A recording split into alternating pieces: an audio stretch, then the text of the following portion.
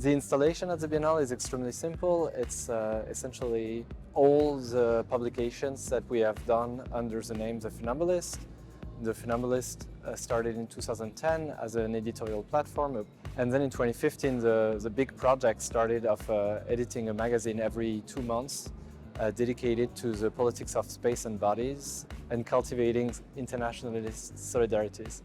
The Funambulist comes from the idea of architects tracing lines, splitting milieus, organizing bodies in space, and the idea of the person walking on the line as this tightrope walker, the funambulist, is the idea of subverting somehow the violent effect of the line. It's definitely not an emancipating from the line, but it's certainly subverting its effects.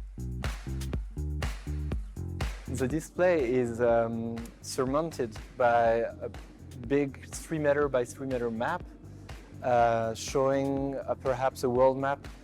And then the game was to take 36 meridians on that map centered on the South Pole and to select for each of those meridians a geography we had been describing within the magazine over the years, and thinking of like an article that would be particularly illustrative of the sort of articles we like to commission. And so each of those meridians are showing this one geography, and then the name of the article, the name of the author, as well as the issue in which this article was published.